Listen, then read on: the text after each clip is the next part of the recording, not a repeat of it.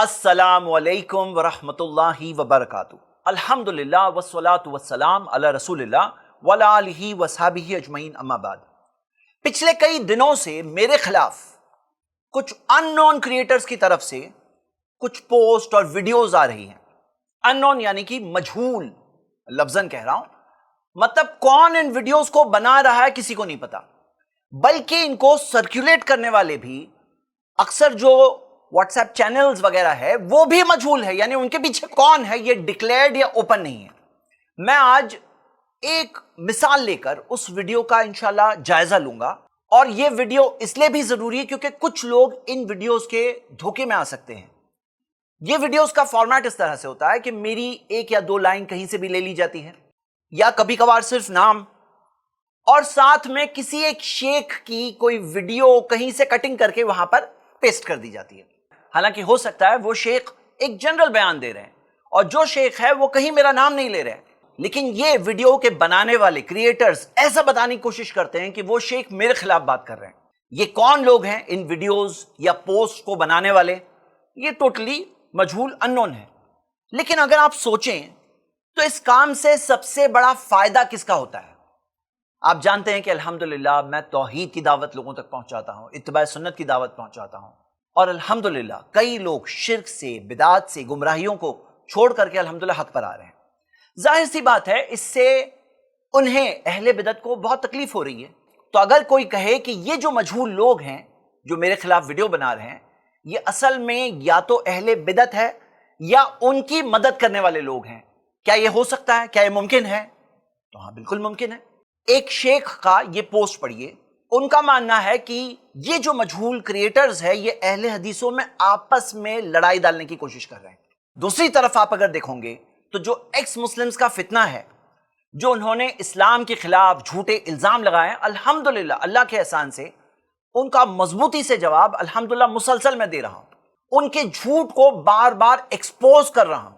الحمدللہ کئی لوگوں کو اپنے سوالوں کے جواب ملے ہیں، ان کے شک اور ڈاؤٹس دور ہوئے ہیں، اور یاد رکھیے یہ سب کام میں ایک حرف کی تعریف میری نہیں ہے، یہ صرف اللہ کا احسان ہے۔ لیکن یہ جو مجہول لوگ ہیں جو اس طرح سے الزام لگا رہے ہیں، کیا یہ ممکن ہے کہ یہ وہی ایکس مسلمز اور ان کے سپورٹرز اندر سے حملہ کر رہے ہیں؟ مجھے روکنے سے ان کا بہت بڑا فائدہ ہے۔ کوئی اگر کہے گا کہ میں ان مجہول لوگوں کے بارے میں اتنی بری باتیں کیوں کہہ رہا ہوں کہ ہو سکتا ہے وہ بدعتیوں میں سے ہے یا ان کے سپورٹرز میں سے ہے یا ایکس مسلمز میں سے ہے یا ان کے سپورٹرز میں سے ہے، تو اس کا جواب یہ ہے کہ انہیں مجہول بننے کہا کس نے تھا؟ انہیں تو مجہول بننے کا شوق ہے۔ آپ جب مجہول ہو تو آپ کے بارے میں کوئی بھی کچھ بھی کہہ سکتا ہے۔ اگر تمہیں لگتا ہے کہ تمہارے پاس حق ہے تو سامنے بیٹھ کر بات کریں، ایسے ہائیڈ اینڈ سیک کیوں کھیل رہے ہیں؟ آئیے ان کی ایک ویڈیو کا جواب دیکھتے ہیں، صرف ان کا لیول کیا ہے سمجھنے کے لیے۔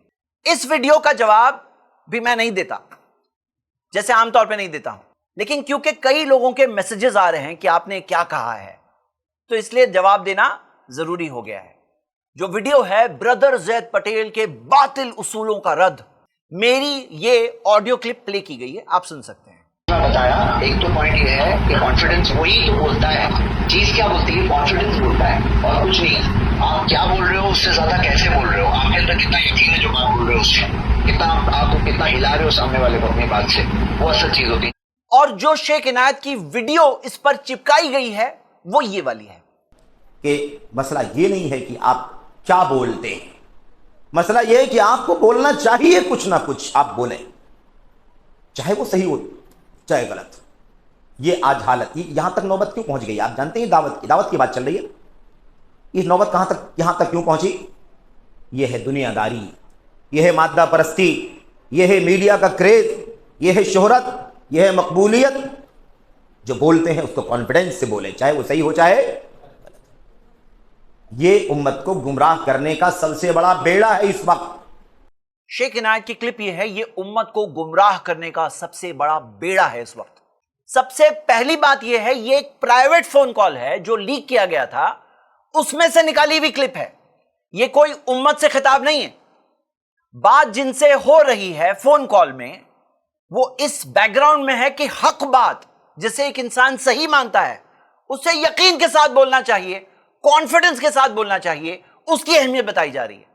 کوئی جھوٹ بات یا غلط بات کہنے کی بات نہیں ہو رہی ہے، اور جو موجود ہیں وہ تو جانتے ہیں کہ میں سچی بات کہنے کی بات کر رہا ہوں یقین کے ساتھ، کوئی جھوٹ بات کہنے کی بات نہیں کر رہا ہوں۔ میں جو دو لوگوں سے بات کر رہا ہوں اس کال میں، دونوں عالم ہیں، اس بات کو سمجھتے ہیں، اور جو بات ہو رہی ہے اس کا تعلق دین اور دعوت سے نہیں ہے، اس کا تعلق انتظامی امور سے ہے، مینجمنٹ دنیاوی ایشوز سے ہے۔ بھائی پرسنل کانورسیشن میں کچھ چیزیں انڈرسٹوڈ ہوتی ہے، جب عوامی خطاب کرو تو ایک انسان خیال رکھتا ہے کہ ایسا نہ ہو کہ کوئی ایک لائن کٹ کر کے کوئی اس سے غلط معنی نکال لے، لیکن پرسنل کنورسیشن میں، فون کال میں کیا کوئی ایکسپیکٹ کر سکتا ہے کہ ایسے کلپ نکال کر کے اس پہ ویڈیو بنائی جائے گی، اس کو عوامی خطاب بتایا جائے گا، اس کو امت کو گمراہ کرنے کا سب سے بڑا بیڑا بتایا جائے گا؟ تو یہ جو مجہول لوگ ہیں جنہوں نے اس ویڈیو کو بنایا ہے، ان کی پہلی خیانت یہ دکھ رہی ہے کہ انہوں نے میری باتوں کو کانٹیکسٹ سے نکال کر پرسنل کال کو عوامی خطاب بتایا، پھر اس میں کہا امت کو گمراہ کرنے کی بات ہو رہی ہے۔ دوسری بات، جس کلپ کی بنیاد پر مجھ پر الزام لگایا جا رہا ہے وہ ایک امانت میں خیانت ہے، کیونکہ اللہ کے رسول صلی اللہ علیہ وسلم نے فرمایا انما المجالس بالامانہ، مجلس کی امانت ہوتی ہے۔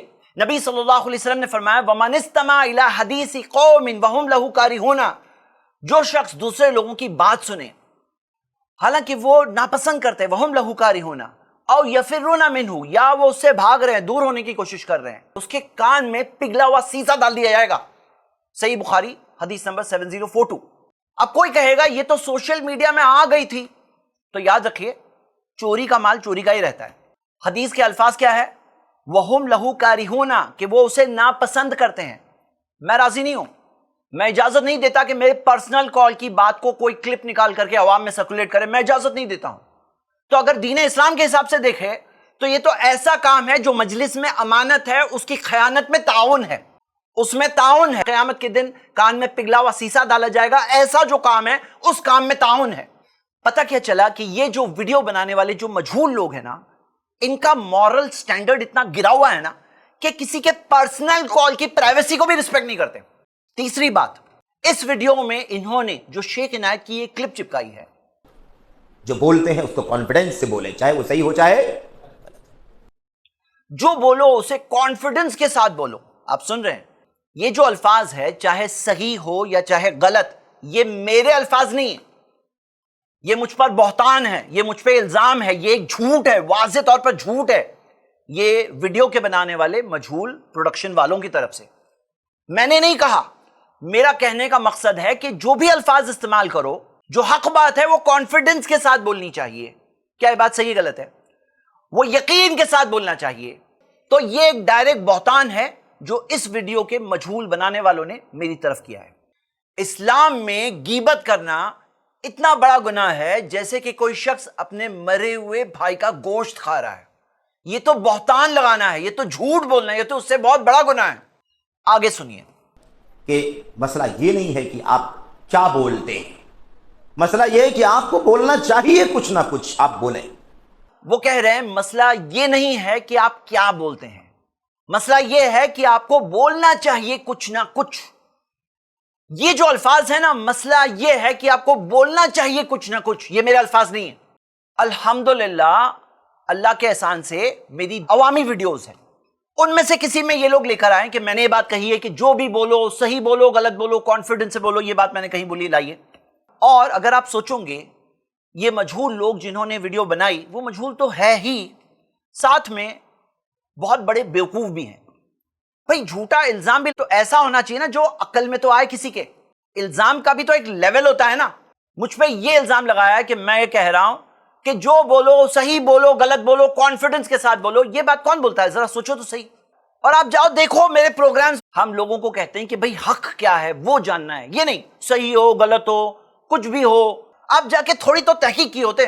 بھئی دین اسلام کی حقانیت کو ثابت کرنا، شرک غلط ہے، بدعت غلط ہے، گمراہ عقیدوں کو غلط ثابت کرنا، یہ ہے الحمدللہ کوشش۔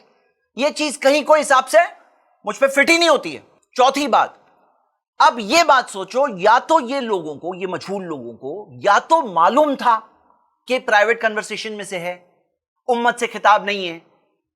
اگر پتا تھا اور پھر بھی وہ چیز پیش کر رہے ہیں تو ڈائریکٹ جھوٹا الزام لگا رہے ہیں.